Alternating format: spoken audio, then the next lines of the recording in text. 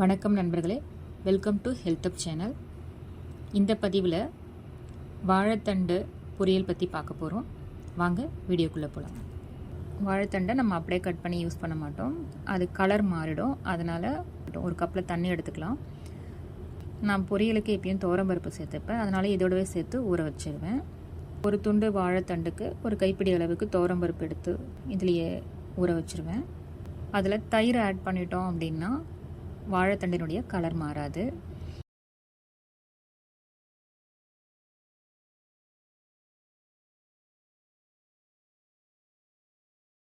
இப்போ வாழைத்தண்டை பார்த்திங்கன்னா ஸ்லைஸாக கட் பண்ணிக்கலாம். ஸ்லைஸாக கட் பண்ணும் போதே அந்த நார் வரும், அதை நம்ம எடுத்துடலாம்.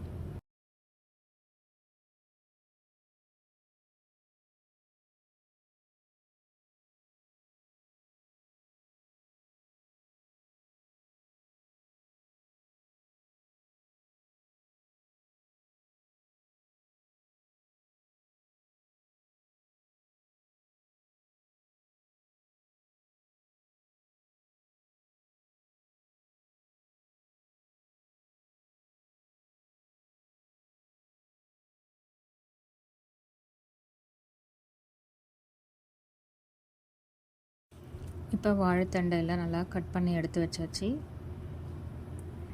நான் இதை மோரில் தான் போட்டிருக்கேன், துவரம்பருப்பும் இதில் ஊறிட்டுருக்கு. இப்போ இதை எல்லாத்தையும் சேர்த்து நல்லா வாஷ் பண்ணி எடுத்து வச்சுக்கலாம். பொரியல் செய்ய ஆரம்பிச்சிடலாம். கேஸ் ஸ்டவ் பற்ற வச்சுட்டு ஒரு பேன் போட்டுடலாம். பேன் ஹீட் ஆன உடனே 1 டீஸ்பூன் ஆயில் அப்ளை பண்ணிடலாம். ஆயில் நல்லா சூடான உடனே கடுகு உளுத்தம்பருப்பு போட்டு தாளிச்சிக்கலாம். ஒரு காஞ்ச மிளகாவை கிள்ளி போட்டுக்கலாம். கருவேப்பிலையும் சேர்த்துக்கலாம். இப்போ நம்ம க்ளீன் பண்ணி எடுத்து வச்சுருக்கிற வாழைத்தண்டு ஆட் பண்ணிடலாம். மஞ்சத்தூள் ஒரு 1/4 டீஸ்பூன் ஆட் பண்ணிக்கலாம். நல்லா கலந்து விட்டுக்கலாம். தேவையான அளவுக்கு உப்பு ஆட் பண்ணிக்கலாம்.